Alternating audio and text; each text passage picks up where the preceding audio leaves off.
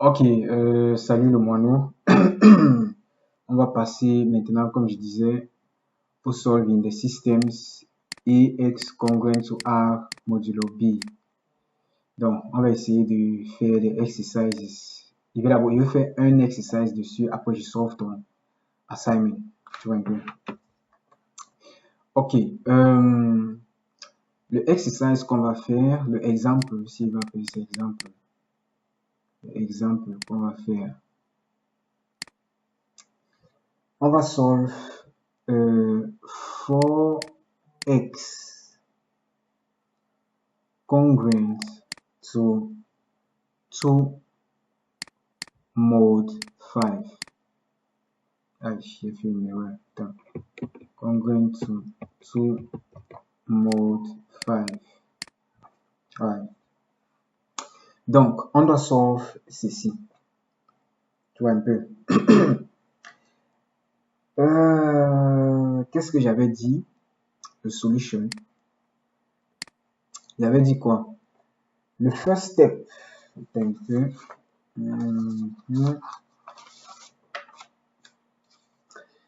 J'avais dit que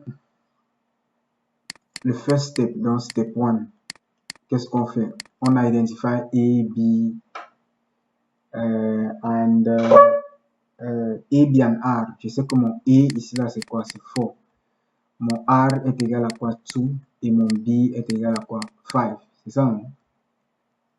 Ok. Ça c'est le prochain step. Step 2. Qu'est-ce qu'on doit faire à step 2? On doit finding the greatest common divisor de quoi et quoi? De A and B, dans le greatest common divisor of 5 and 4. C'est ça, hein? Je vais utiliser mon Euclidean algorithm. Tu vois un peu. Je sais que 5, je vais utiliser mon Euclidean algorithm. Je sais que 5 est égal à quoi? Dans le greatest common divisor of 4 and 5. Garde toujours ça en tête. B cube plus R. Donc 5 sera égal à quoi? B into quoi? 1 plus 1, le remainder. Donc, qu'est-ce que ça veut dire? Le greatest common divisor de quoi? The 5 and the 4 must be equals to quoi? The greatest common divisor de quoi?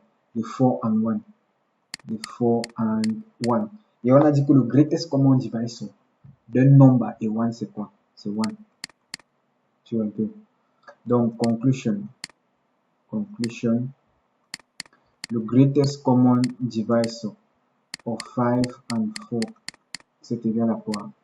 1. C'est égal à 1. Donc, le next step, maintenant, c'est on doit vérifier si le système ci aura un solution. Step 3, verifying if 4x congruent to 2 mod 5 has solutions. Ok. On avait dit qu'on vérifie ça comment? On avait dit qu'on vérifie ça comment? On avait dit qu'on vérifie ça comment? Pour vérifier ça, pour que ceci ait un solution, il faut que le remainder ci soit un multiple de quoi? Du greatest common divisor. Donc, on va dire ici là, since le remainder qui est égal à quoi? Le remainder ci qui est égal à 2 is a multiple of the greatest common divisor of 5 and 4 qui est égal à 1, then 4x congruent to 2 mod 5 has solutions. Terminé. Donc, on vient de prouver que ça a des solutions. On voit bien que 2 c'est un multiple de 1 parce que 2 peut s'écrire comme 2 times 1. Tu vois un peu. Ok. On va aller au step 4. Step 4. qu'est-ce qu'on avait dit qu'on doit faire à step 4? Step 4 consiste à chercher quoi? Step 4 consiste à faire quoi? Step 4 consiste à chercher quoi? Le modular inverse. C'est ça, non? Finding the modular inverse. On cherche le modular inverse de qui? A. C'est ça, non? Finding the modular inverse of A qui est égal à quoi? A, c'est 4. Finding the modular inverse of A qui est égal à 4.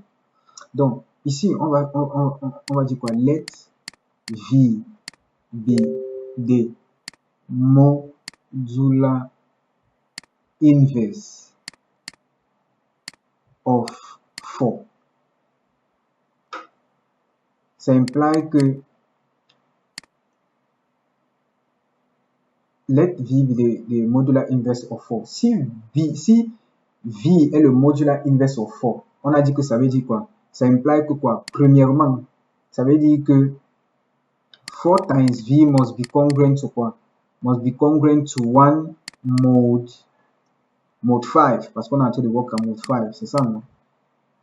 Ça veut aussi dire quoi? Ça veut aussi dire que 4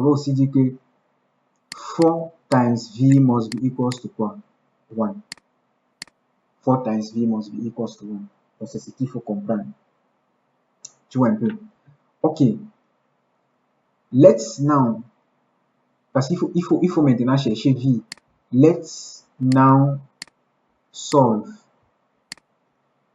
4V congruent to 1 mode 5 to let's now solve 4V congruent to let's now solve 4V let's now solve 4V congruent to 1 modulo 5 to half V. Donc, il faut qu'on solve V maintenant. Qu'est-ce que j'ai dit? J'ai dit que pour chercher le V là, il faut d'abord qu'on transforme ceci en quoi? En equation. C'est ça, non? Ok. 4V congruent to quoi? 1 mode 5. Mode 5. Ça implies or it implies que quoi? Si on transforme ça en equation, ça veut dire que 4V will be equals to quoi? Will be equals to 1 plus quoi? 5, un certain 5 times un K. Tu vois un peu, non? 5 times un K with K belonging to quoi? The set of integers. Ça implique donc que on aura le diophantic equation 4V minus 5K equals to quoi? 1. Tu vois un peu? C'est ça, non? On aura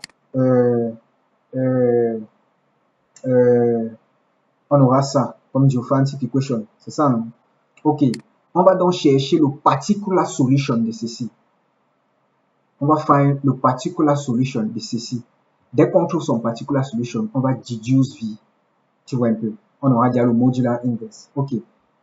Finding the, on va appeler ça peut-être equation 1. Finding the particular solution. Finding a particular solution of 4V of equation 1. Ok. Tu te rappelles comment on avait fait, comment on faisait dans Tuxi, comment on faisait quand on solvait les diophantic equations. Tu te rappelais comment on cherchait le particular solution de ça. La première des choses, qu'est-ce qu'on faisait pour trouver le particular solution de ça? On se servait du Euclidean algorithm qu'on avait fait. Tu vois un peu? Ok. Ce que je vais revenir ici là. Voici le Euclidean algorithm qu'on a eu ici. De ça. Tu vois un peu, non? Je vais dire recall. Donc, recall from step. C'était step combien? C'était step 2. Recall from step 2 that recall from step 2 that 5 était égal à quoi? 4 into 1 plus 1. C'est ça, non? Ok. To 1 plus 1. Ça implique que quoi? Je vais chercher à mettre ça sur le forme-ci. Ça implique que quoi? Ça implique que j'aurai... ça implique que j'aurai quoi? Attends un peu. Attends.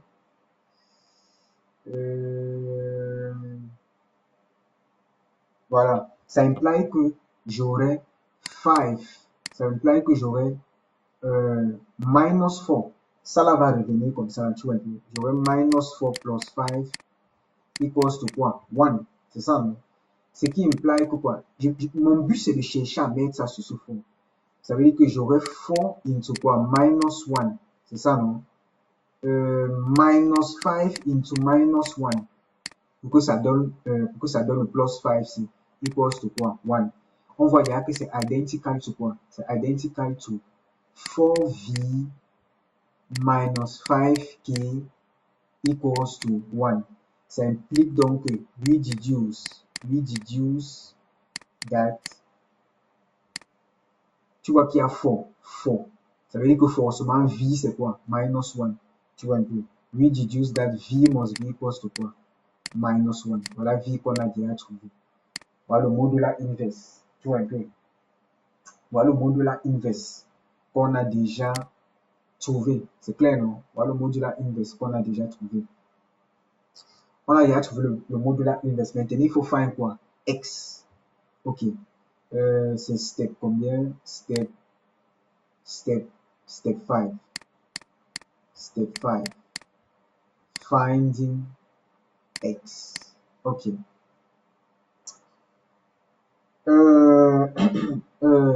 Recall. On sait que recall that l'équation qu'on nous avait donné de solve, c'était quoi? 4x is congruent to 2 mod 5. C'est ça, non? Recall. On avait 4x qui est congruent to quoi? 2 mod 5. C'est clair, non? Maintenant, on nous a dit quoi dans le step C? Qu'il faut multiply all through by the modular inverse. Le modular inverse de A, c'est ça, non? Ça implique donc que j'aurai minus 1 times 4. X must be congruent to quoi? Minus 1 times 2 mod 5. C'est ça, non? Ok, attends, j'ouvre une nouvelle page parce que ça sera page 12. Donc, on est ici. Attends, je baisse ça. On est là. On a déjà multiplié all through by le modular inverse. Mais rappelle-toi que ici, qu'est-ce qu'on a dit? A number multiplied by its modular inverse, ça doit nous donner quoi? 1. C'est ça, non? Ça doit nous donner 1. Si on multiplie un number by its modular inverse, ça doit donner 1. Donc, 4 times v, qui est son modular v inverse, doit donner quoi? 1. Donc, ça veut dire que ici, là où on a minus 1 times 4, on doit avoir quoi? 1. Donc, ça veut dire que ici, ça va nous faire 1 times x congruent to minus 2 mod 5. Donc, ça implique qu'on aura 1 times x congruent to quoi? Minus 2 mod 5. Ça implique donc que ça times ça fait x congruent to quoi? Minus 2 mod 5. Tu vois que tu as trouvé. Voilà ta réponse. Tu vois un peu. Si je veux changer, si je veux donner ça avec equality, ça veut dire que j'aurai quoi? J'aurai x equals to quoi? X equals to minus 2 plus quoi? 5 times q, where q belongs to quoi? The set of integers. Je peux aussi donner ça comme ça. Je ne veux plus utiliser k parce que j'avais utilisé un k devant là-bas, tu vois un peu. Tu peux mettre k prime, ça dépend de toi. Regarde encore une chose, voici encore la même réponse. Je t'ai montré comment on change les remainder, comment changer un negative remainder en positive remainder. On est en train de travailler en mode combien ici? Mode 5. Ça veut dire que si je veux changer ça en un positive remainder, ça veut dire que x serait égal à quoi? X serait égal à quoi? X will be congruent to 5, quoi? Je add 5 au minus 2 si tu vois un peu 5 minus 2 mode quoi? Mode 5. Ça implique que x will be equals to quoi? Will be equals to 3 mode 5. Donc ton answer, quelqu'un peut aussi écrire son answer comme quoi? Ça là. Ou bien mode, oui, congruent. Ou bien Intense equation, x equals to quoi? X equals to 3 plus quoi? Un 5 cube, the cube belonging to the set of quoi? Integers. Donc, si quelqu'un, sa réponse c'est ça, c'est correct. Si l'autre donne ça, c'est correct. Tu vois un peu comment c'est facilement. Donc, je vais refaire un résumé. Dans notre problème, on voulait solve un pareil système. Tu vois un peu. On veut solve ça. Ça a déjà ces steps que je t'ai montré. Première des choses, j'ai identifié mon A, mon B et mon remainder. Dès que je fais ça, je find le greatest common divisor of A and B. Dès que je trouve le greatest common divisor of A and B, qui était là, donc qui était là, ça me fait quoi? Dès que j'ai trouvé ça, je passe au next step. Je dois vérifier d'abord si le truc c'est un solution. Tu vois un peu. Je vérifie maintenant comment? On vérifie en utilisant le value R. Comme on a vu que R, tu vois que le greatest common divisor c'est 1. Since R qui est égal à 2, 1 multiplié le greatest common divisor, alors le truc c'est quoi? C'est une solution. Tu vois un peu. Ok. Maintenant, après avoir prouvé que c'est une solution, parce que si ça n'avait pas de solution, on s'arrêtait seulement, on disait qu'il n'y a pas de solution. Tu vois un peu. Donc, on va donc proceed. Après ça, on proceed by finding quoi? Le modular inverse de A. A qui est quoi? 4. Je let V to be the modular inverse de 4. Si V est le modular inverse de 4, ça implique que quoi? Le premier point, ça implique que 4V must be congruent to quoi? 1 mod 5.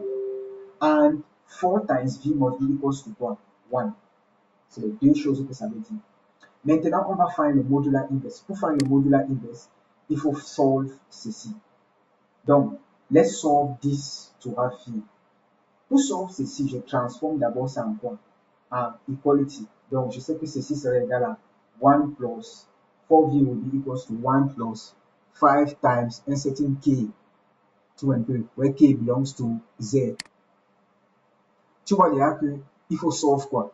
Je ramène ça comme ça, là, je laisse 1 du côté ci. Il faut solve ceci. Je t'ai déjà appris comment on solve le genre de trucs dans les differential equations. Quand il y a 1 du côté ci, qu'est-ce que tu dois faire? Pour solve ça, tu cherches simplement quoi? Le particular solution. Ça, c'est quand il y a seulement 1. Quand c'est 1 du côté ci, tu cherches seulement le particular solution. Donc, on doit chercher le particular solution de ça.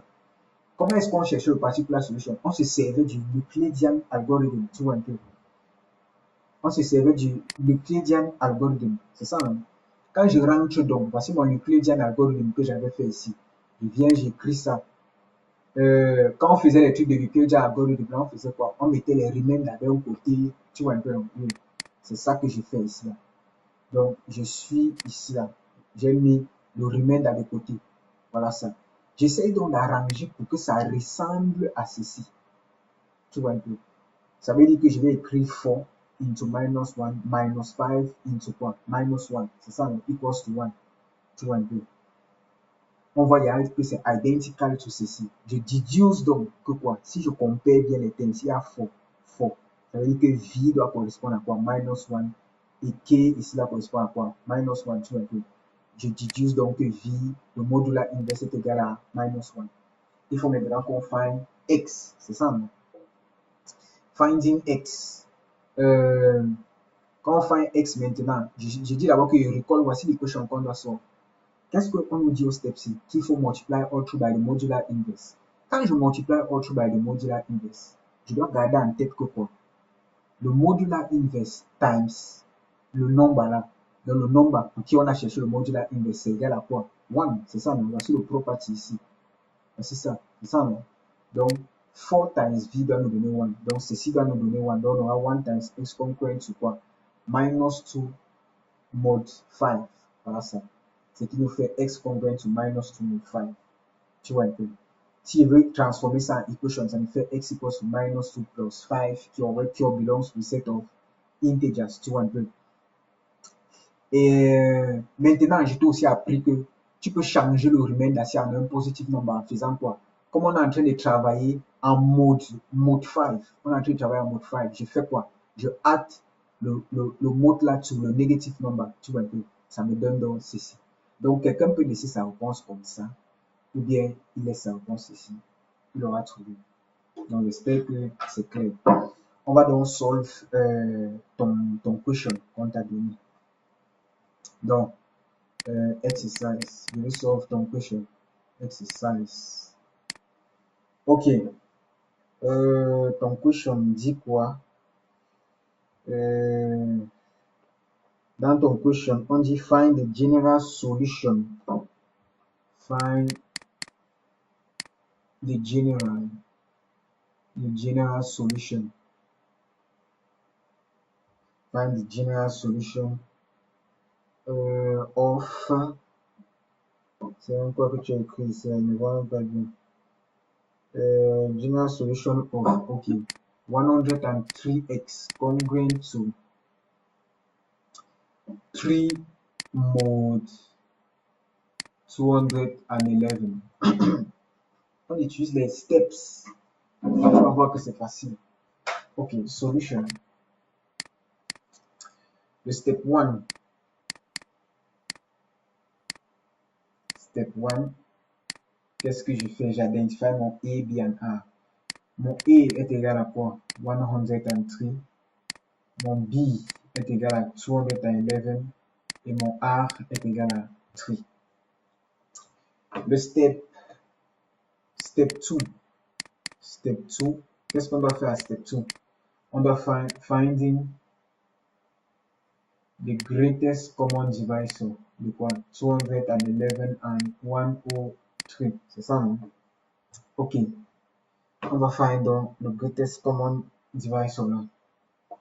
Donc, je dois faire quoi? La division de 211. Moi, je vais utiliser le Euclid dans l'algorithme. Donc, 211 must be equals to quoi?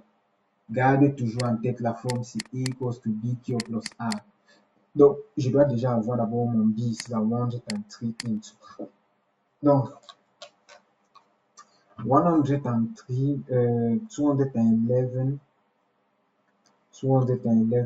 divided by 103. Ça go 2 times. Donc, je vais 2 ici là, plus. Le remainder, donc il faut chercher le remainder, 211 minus 103 times 2. Donc, le remainder, c'est 5. Donc, j'écris toujours ici là que le greatest common divisor, écris toujours ça. Le greatest common divisor de 211 and 103 sera égal à quoi? Greatest common divisor de 103 and 5. On proceed. On va divide 103 by 5. Donc, j'aurai 5 déjà ici. 103 divided by 5. 103 divided by 5. Ça goûte 20 times. 20 times. Ce qui fait 1. Donc, le remainder sera 3. Ça, même 2 points. Le greatest common divisor de 103 and 5 sera égal à quoi? Greatest common divisor de quoi?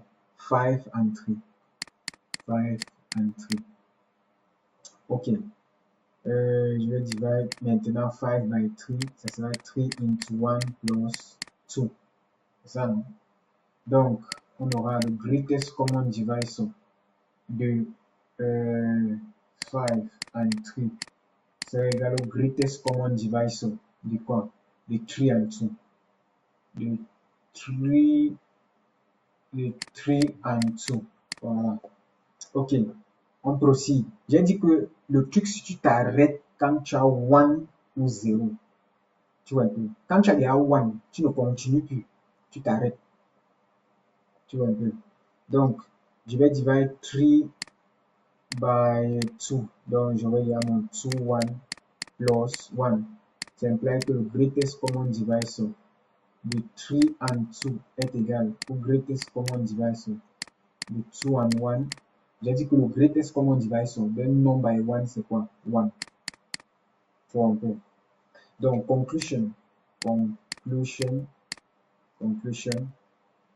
Le greatest common divisor de 211 and 103, c'est égal à quoi? C'est égal au greatest, bon, greatest common divisor, bon, j'ai pas besoin de l'écrire. C'est égal à 1. Ok. Donc, on a déjà fait le greatest common divisor. Le next step qu'on doit faire, c'est quoi? C'est vérifier si notre equation a les solutions. C'est ça, hein? Donc, step 3. Verify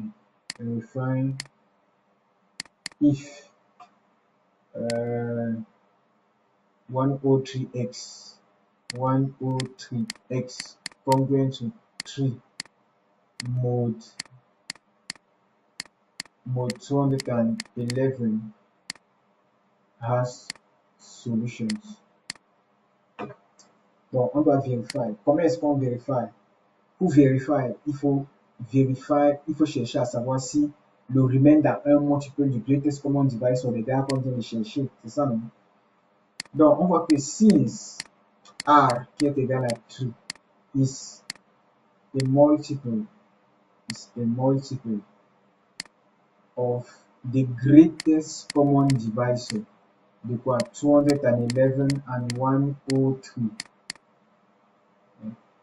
then 103x congruent to 3 mod 211 has solutions. Ok. Donc, on vient d'aller prouver que notre type a les solutions. On va procéder maintenant to step 4. Step 4.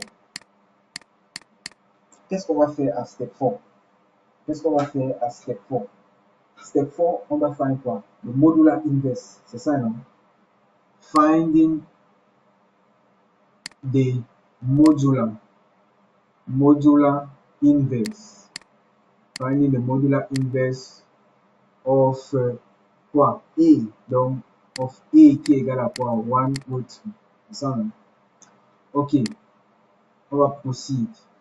Je vais dire, let V be the modular inverse of A. C'est ça, non? Let modular inverse of A qui est égal à 103. Ça implique donc quoi? Que V, ça implique que 103 times V must be congruent to quoi? 1 modulo quoi? On travaille modulo 200. Donc, je vais écrire mod 211, comme on a écrit. And ça veut aussi dire quoi? 103 times V must be equals to quoi? 1. Tu vois bien. Quand j'ouvre une nouvelle page, donc 30. Ok. On continue. Donc, on va faire maintenant le modular inverse là. En solvant quoi? L'équation ci. Solving 103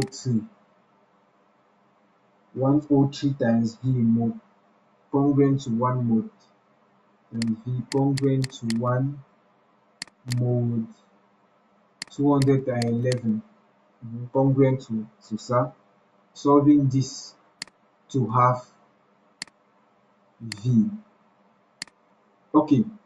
On sait déjà d'abord que 103V congruent to 1 mod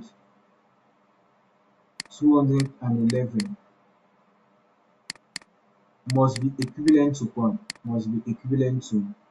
Si je vais écrire ça en equation form, j'aurai 103 equals to quoi? 1 plus 211 times k, with k belonging to quoi? The set of integers. Tu vois un peu.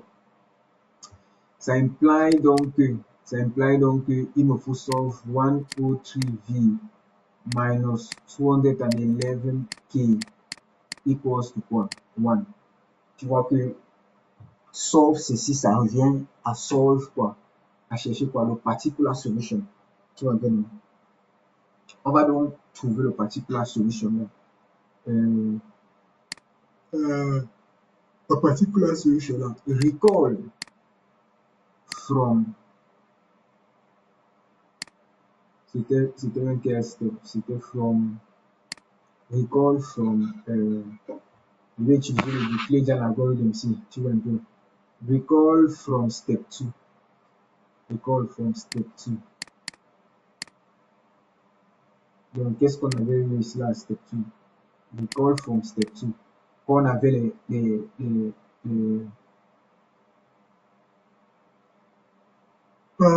reminders ici. Attends, je vais mettre les reminders les subjects comme on a l'habitude de faire et tout.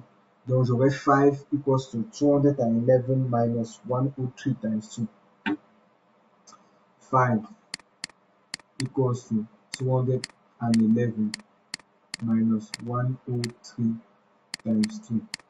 Après ça, peut-être question 1. Ici, là, j'aurai 3 qui est égal à quoi? 103 minus 5 into 20. J'aurai 3 which is equals to 103 minus 5 into 20. 5 into 20. Et après ça peut être equation 2. L'autre c'est quoi? 2 equals to 3. 2 equals to 3.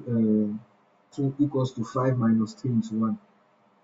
2 equals to 5 minus 3 into 1. Et enfin le dernier, 1 qui est égal à quoi? 3 minus 2. Donc 3 minus 2. Ok. Donc, ce qu'on va faire, on va faire exactement comme on sort les différents types. Les différents types d'équations ça pour chercher la particular solution. Donc, j'appelle ça equation 2, equation 4. Donc, from equation 4, on a 1 qui est égal à 3 minus 2. Le next remainder, c'est quoi? Donc, c'est 2, n'est-ce pas? Donc, on va prendre le 2 si on veut en place ici. Ça implies que 1 will be equals to 3 minus the open. Là où je vois 2, ici là, je vais remplacer by the next remainder. Donc 5 minus 3. Ça implies donc que j'aurai 1 equals to 3.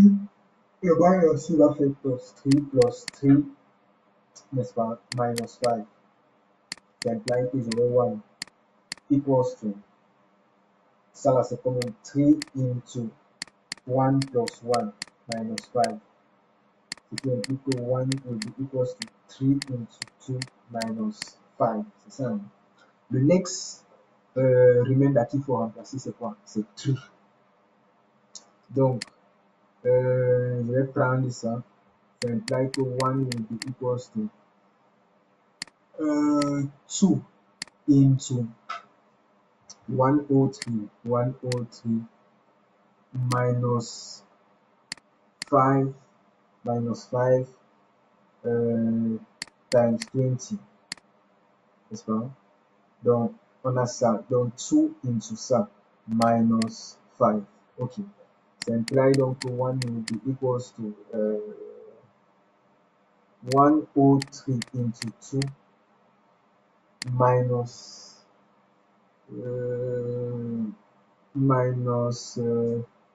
le next remainder, n'oublie pas que c'est 5. Donc, minus 5 into 2 times ça va faire 40 minus 5. Ça implies donc que on aura 1 qui est égal à 103 into 2 minus 5 into 40 plus 1. Donc, entre les deux ici. Ça implies donc que 1 will be equals to 1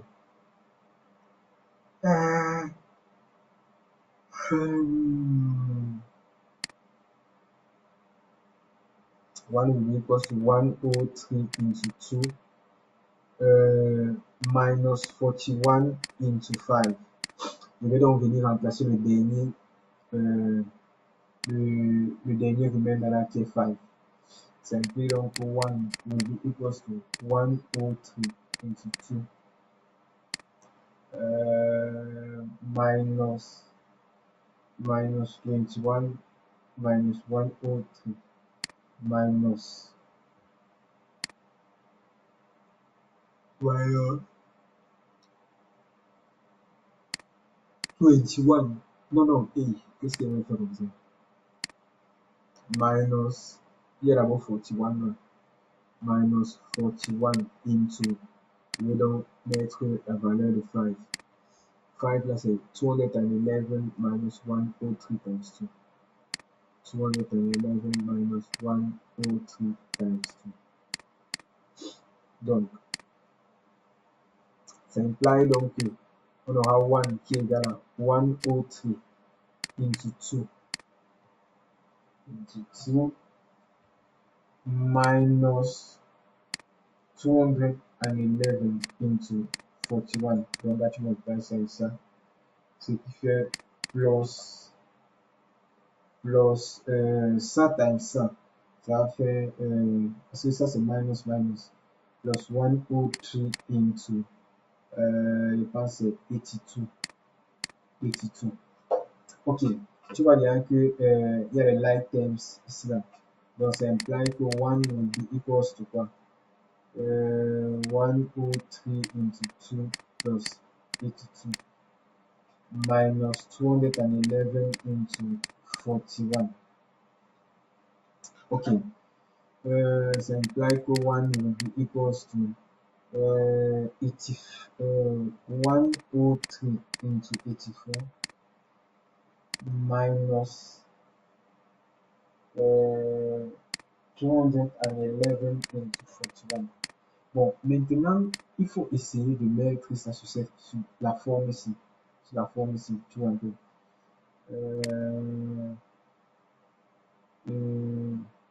Donc, si on regarde même bien, c'est là posé. C'est là bien. Parce qu'on a 103V minus 211 K. K. Donc, ce qui est déjà identique à quoi? Ce qui est identical to 10384. Non. 103V minus 211. 211, c'était quoi là? Times K, non? Oui. Times K equals to 1. Voilà. Quand on compare, donc, ça implique donc quoi? Ça implique que V must be equals to quoi? Ça implique que V must be equals to 84. Ça implique que A must be, oui, V must be equals, dans le modular inverse, n'est-ce pas? Le modular inverse est égal à 84. Donc, le modular inverse. Le modular inverse là est égal à, dans le modular inverse là est égal à 84. Ouais. Dans le modular inverse est égal à 84. Donc, ce qu'on va donc faire, non, est-ce que c'est 84? Oui, 84, exactement. Donc, ce qu'on va faire, comme on a trouvé le modular inverse, on va multiplier l'équation ici. Non, on va multiplier l'équation qu'on a demandé au sol. Ouais, on va multiplier l'équation. On va multiplier l'équation ici. Par 84. Ouais, on va multiplier ça dans 84. Donc, quand on multiplie all through,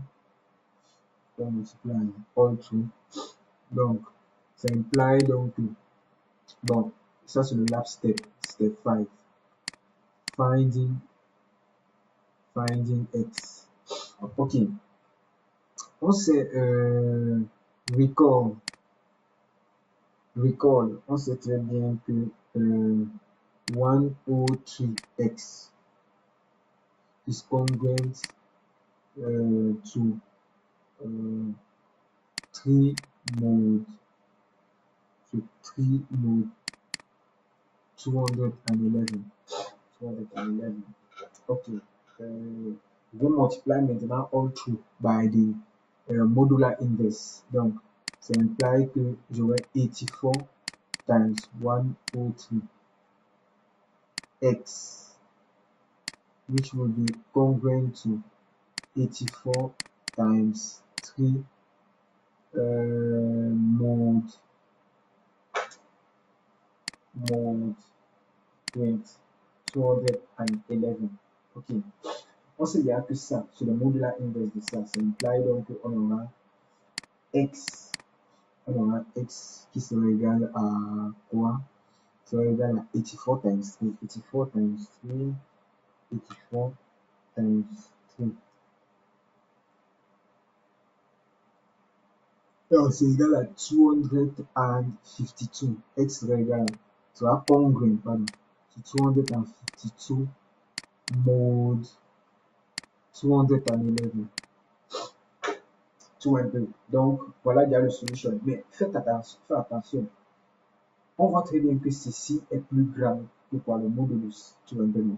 Donc, ce qu'il veut faire, since 252 is strictly greater than 252 is strictly greater than 211. Strictly greater than 211, n'est-ce pas?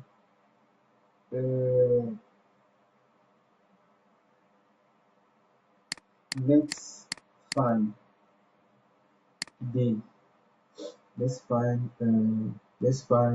the remainder when 252 let's find the remainder when 252 is divided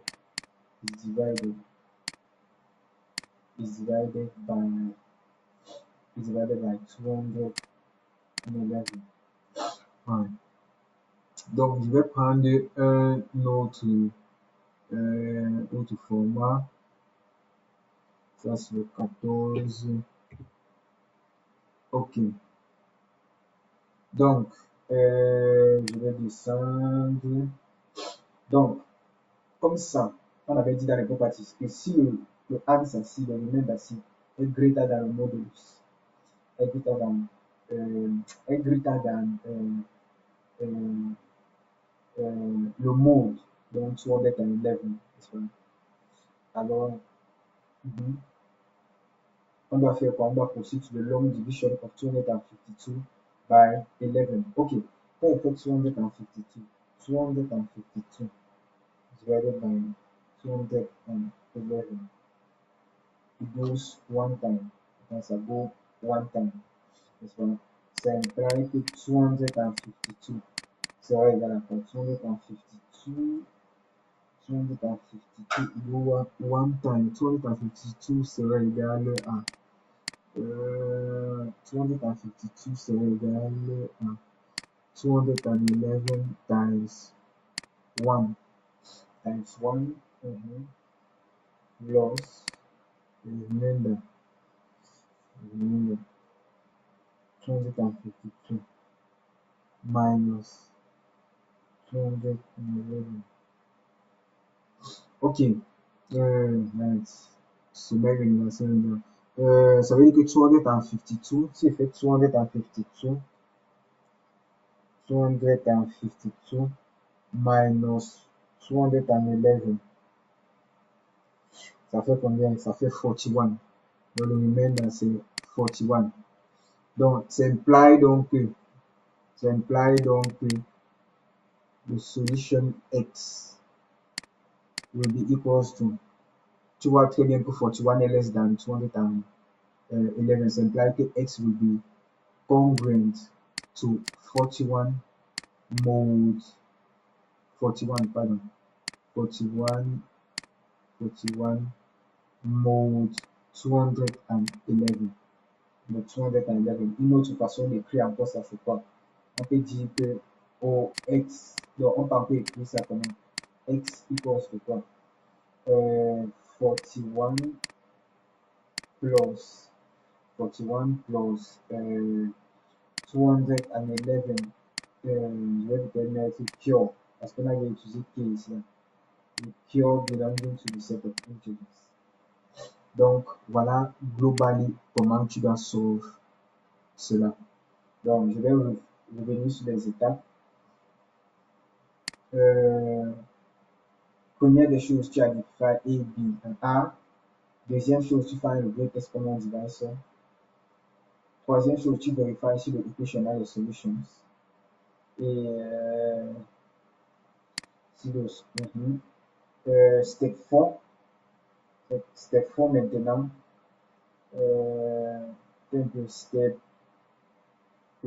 Step 4 maintenant, tu fais le modular inverse. Le modular inverse de certains.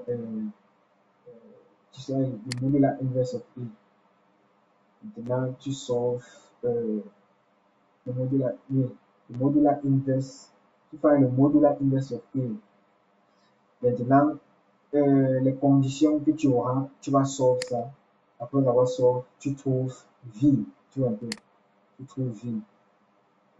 À partir, n'est-ce pas, du tu trouves V en transformant son modular equation 1, donc en transformant ceci en simple equation. Et tu utilises maintenant le particular solution. Tu utilises le Euclidean algorithm pour sortir le particular solution de ceci. Donc, c'était tout. J'espère que tu as pu comprendre. S'il y a des trucs que tu ne comprends pas, tu me dis, je pourrais mieux installer. S'il y a des choses que tu ne comprends pas, tu me dis, je pourrais mieux t'expliquer. Ok. Donc, on se voit dans la prochaine vidéo où je vais solve ton integration et je vais donner certaines properties. Et je vais aussi solve ta question sur, comment on appelle ça? Sur hyperbolic functions. Donc, à plus dans la prochaine vidéo.